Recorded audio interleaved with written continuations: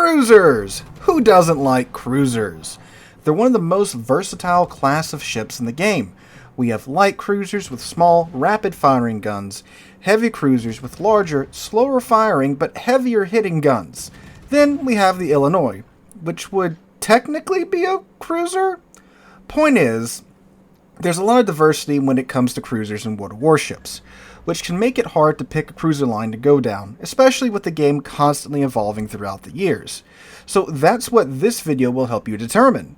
We're going to go through every cruiser line in the game and give you guys a rundown of its characteristics and playstyle so that you can determine which line is best for you. Now, if you do find this video helpful or entertaining, please make sure to click the like and subscribe button before you click off of the video. Now, I have divided this video up into 3 sections based on the class of cruisers. We have light cruisers, ships that traditionally have thin armor and small rapid-firing HE spammy guns, heavy cruisers with thicker armor and larger caliber slower-firing guns, and then lastly, the Identity Crisis category. The cruisers here have smaller battleship caliber guns and almost but not quite battleship levels of armor, so if any of those sound interesting, you can hop throughout the various chapters or just watch the whole thing through. So let's begin. We'll start out the light cruiser segment with the American light cruiser line, the Worcester line. This line of light cruisers are slower and less maneuverable compared to other lines, but trade that off for a high level of utility when it comes to their consumables. The Worcester herself has so many tools that she makes a Swiss Army knife jealous. American long duration radar, hydro, DFAA, a hill, she gets it all.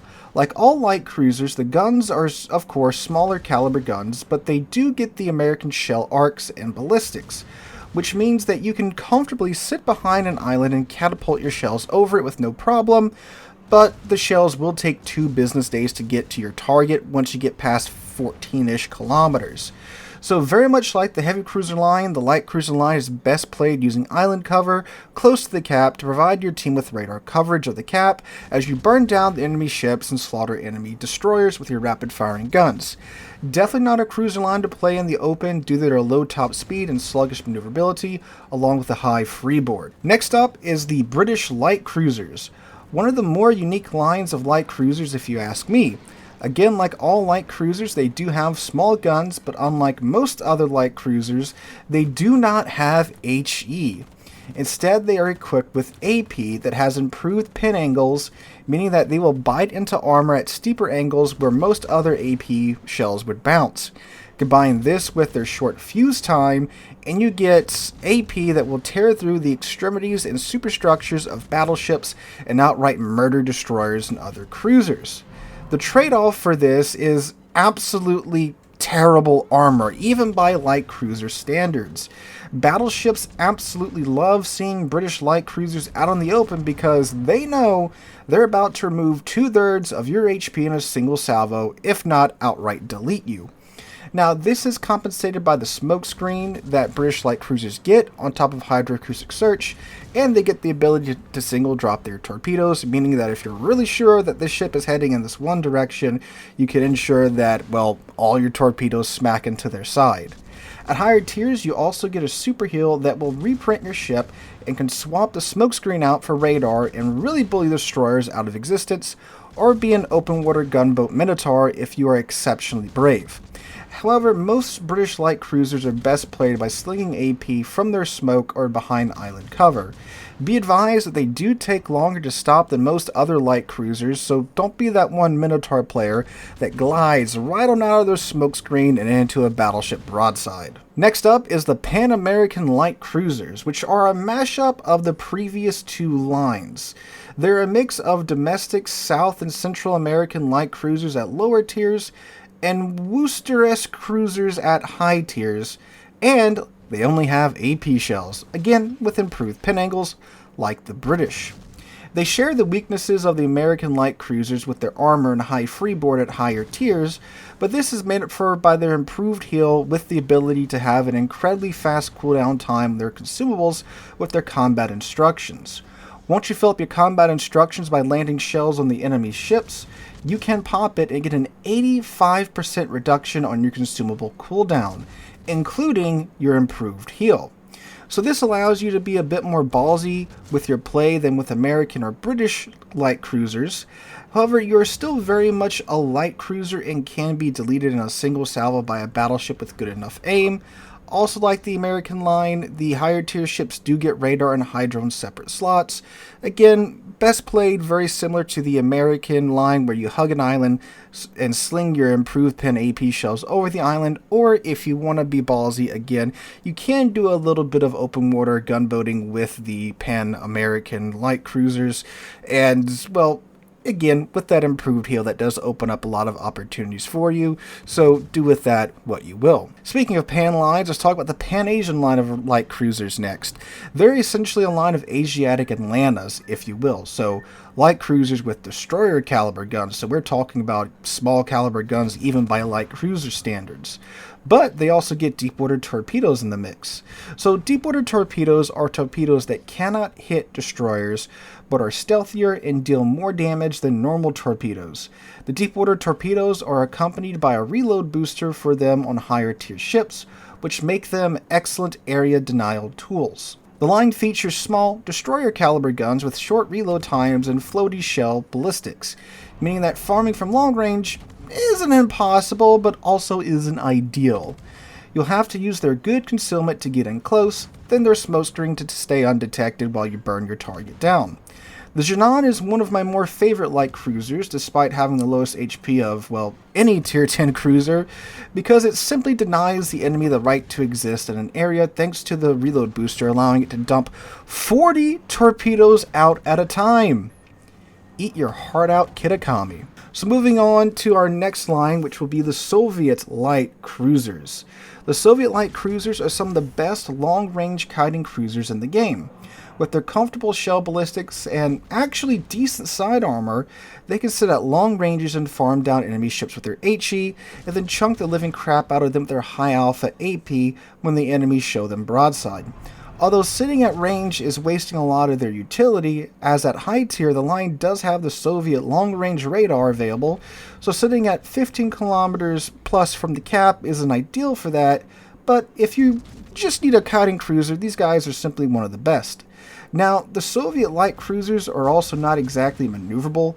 They have longer rudder shift times and large turning circles, so you are tempting fate if you turn when spotted, as unlike most other light cruisers, it is going to take you a bit to get turned around. Also, you just spent the last 4 minutes forming that battleship who is now looking at your broadside, and that armor that's great for bouncing shells at range when it's angled is now the perfect thickness to arm battleship caliber AP. So, be mindful of that. The line has what I like to call self-defense torpedoes.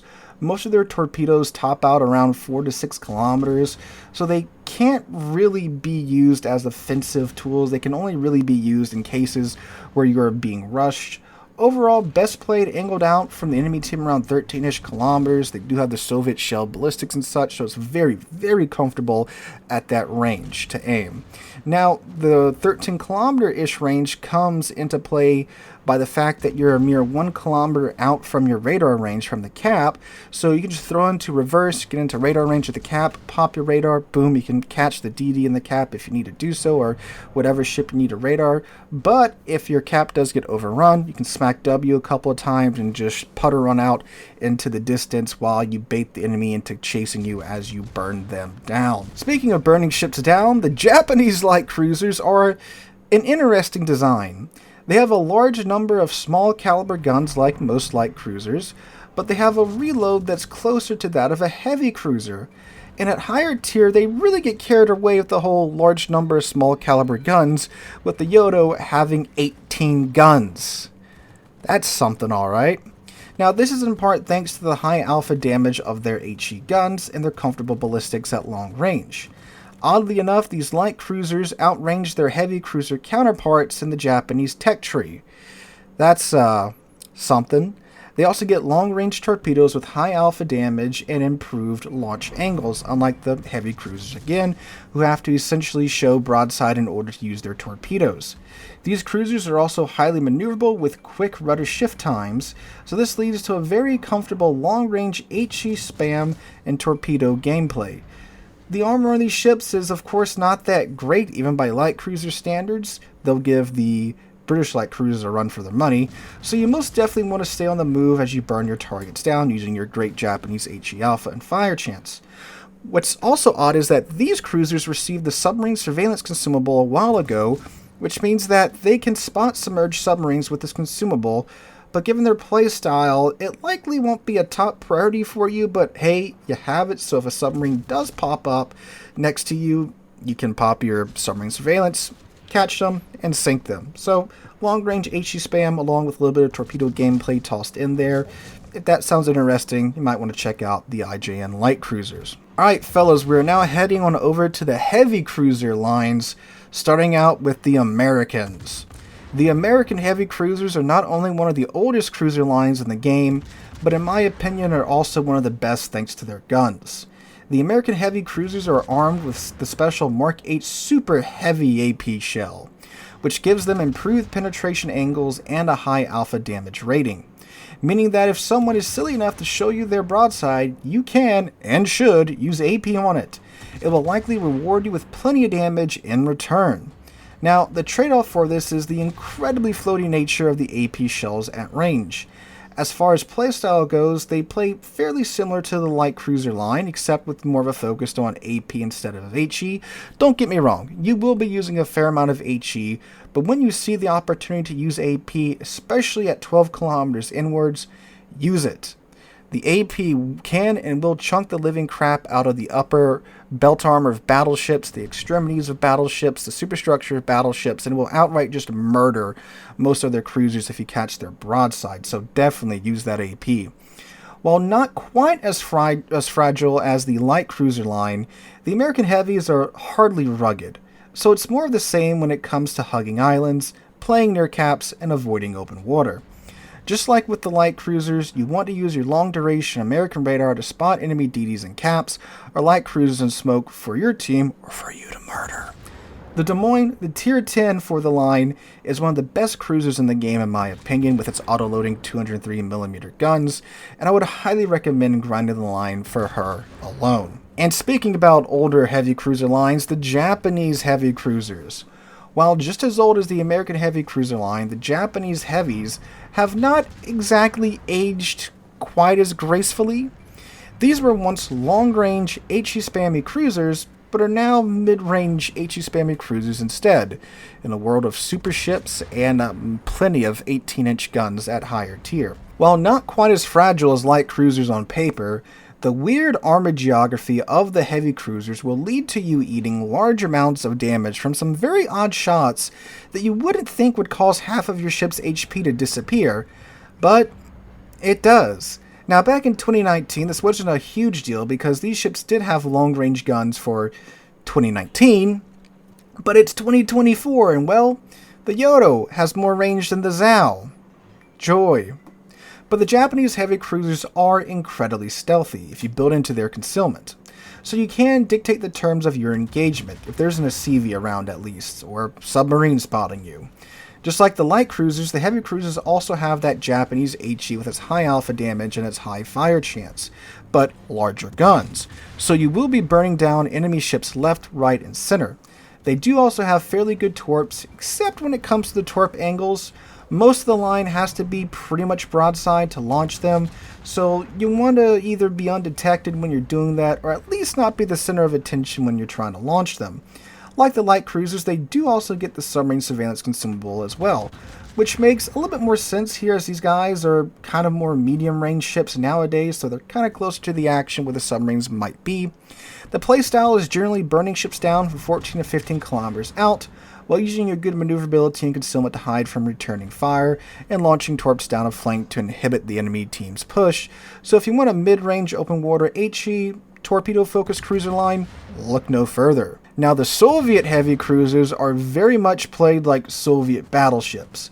Point your bow toward the enemy team, and simply refuse to die. At least at higher tier. Mid-tier and down play fairly similar to the Soviet light cruisers. The higher tier cruisers, especially the Petropavlovsk, their armor is exceptionally well suited for this. When angled properly, these are some of the hardest cruisers to sink in game.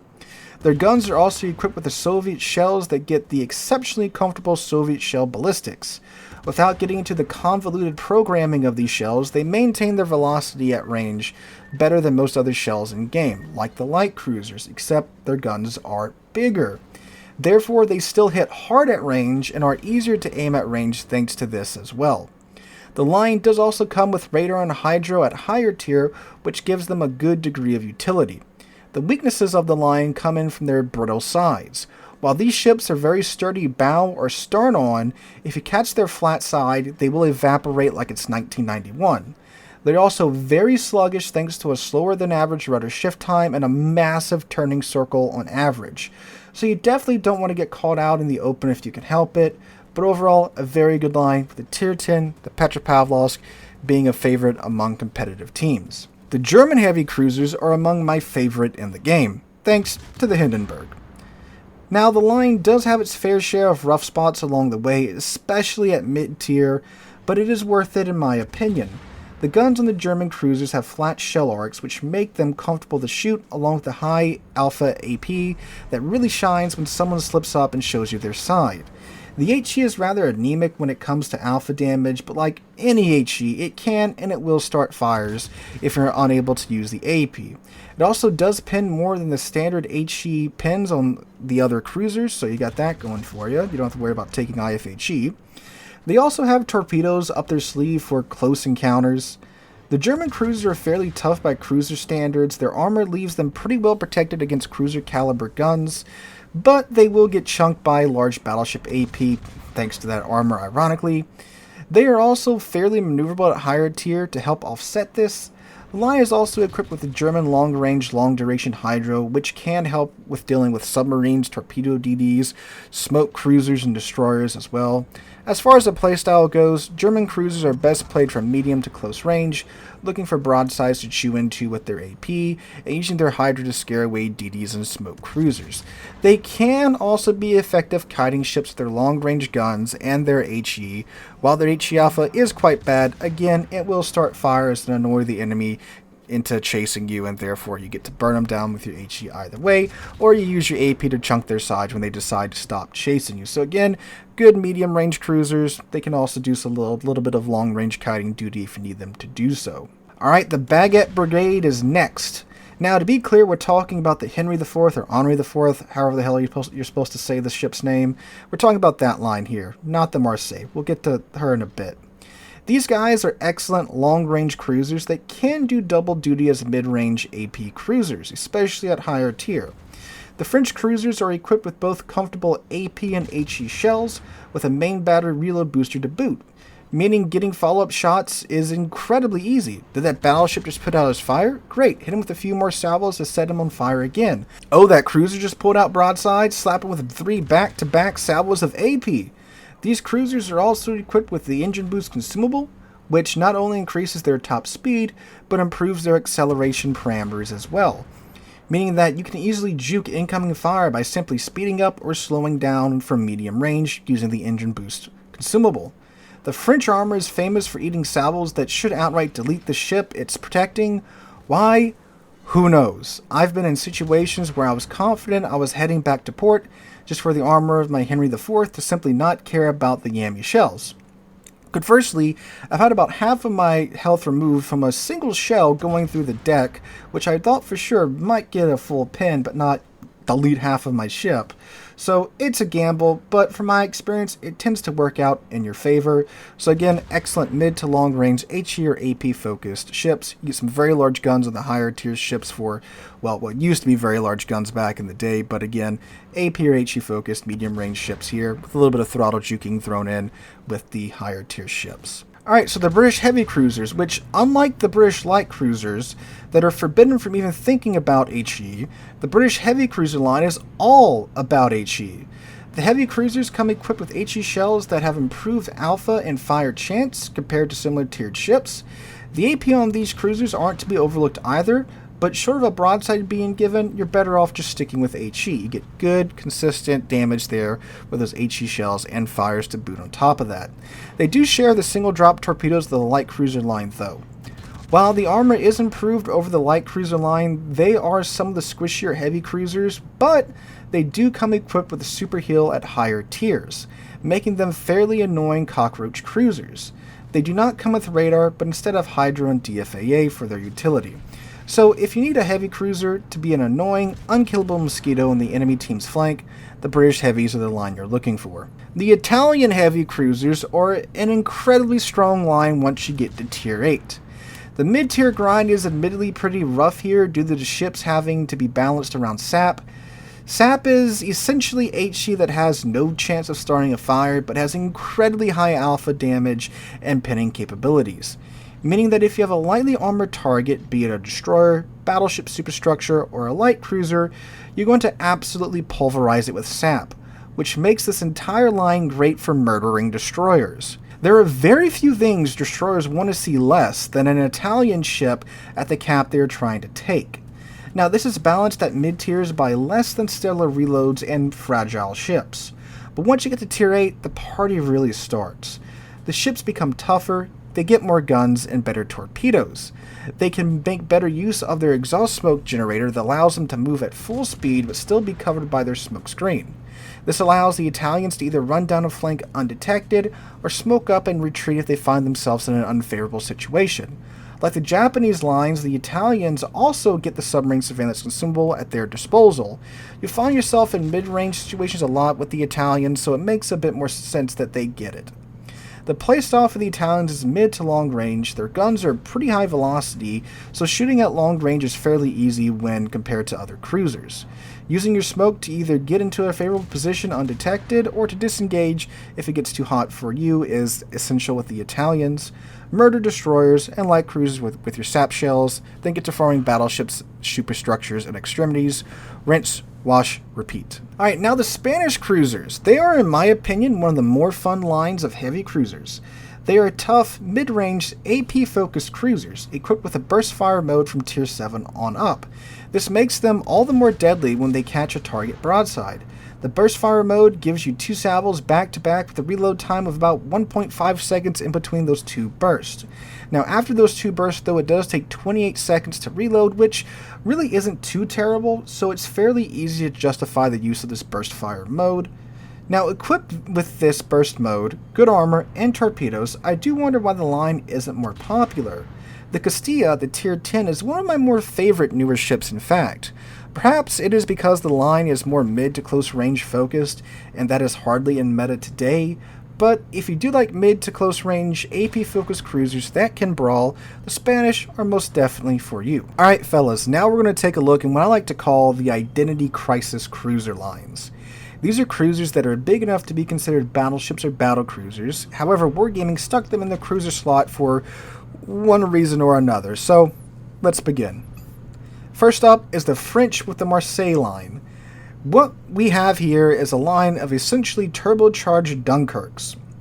These cruisers have a similar turret layout to the Dunkirk, with all the guns being in front of the superstructure, which means you don't have to show broadside in order to get all of your guns on target. Just a little bit of angle to get that third turret in though when you get to the Marseille. When it comes to their other aspects, they are incredibly similar to that of the main French heavy line, but bigger, because they are bigger ships. They have engine boost, main battery reload boosters, and the French armor scheme, just in a larger package with bigger guns. So they do play pretty similar to the main line, except you can be a little bit more aggressive with them. The large guns, 330mm, means that you can take on battleships now, especially ones that show you broadside. But how do you get to those broadsides? Well, you use your engine boost to get into positions where you can exploit those broadsides and start pumping them full of AP. But whatever you do, don't sit bowing with these cruisers. The turret layout may lead you to believe that they are bow tankers, but that is not what they are meant to do. Their armor is way too weak to HE to do that, so sitting still and allowing yourself to get farmed by HE is a recipe for death. The ships do have HE as well, so if the enemy ships do just bow tank you, burn them down with HE as you, again, don't sit still, move around, stay on the move, use the ship's high degree of maneuverability and speed to not get shot. Now you can also use the reload booster to restart fires that the enemy puts out, or to murder destroyers that pop up in front of you. Hydro is also provided for running down destroyers or cruisers in smoke, or to deal with submarines. All in all, a fantastic line I would highly recommend. Lastly, and well, in my opinion, leastly, the Dutch cruisers. The Dutch cruisers are an interesting line to say the least. The Tier 10 is literally just legally distinguishable Scharnhorst without torpedoes. Yet, I'd rather play Scharnhorst instead in most cases. Now you might be asking, well Sealord, what makes legally distinguishable Scharnhorst legally distinguishable from Scharnhorst? It's the fact that, for some reason, it has a really good HE. Like, these ships all have oddly good HE for being a not Scharnhorst line. Yet they still have good AP. Not like you'll hit anything with the main guns anyway, because I'm pretty sure Scharnhorst guns are actually more accurate than the Goldenlew's guns, but that's neither here nor there. Now, the gimmick of the line is the fact that they can call in flights of carpet bombers to bomb island-hugging ships, or, well, really any ship that's in their range, which does sound useful. The ironic thing is that these ships are some of the best island huggers in the game, so you're using the island huggers to defeat the island huggers, so yeah. Now, the carpet bombs, despite how cool they do sound, they do take a few seconds to get to the target, and the bombs dropped are parachute bombs, so it takes a few seconds for them to fall. So if you're bombing anything that's smaller than, well, a large cruiser, they're probably going to be out of your initial call-in area pretty quickly, so you can have some pretty good predictive abilities there, but you can get them down.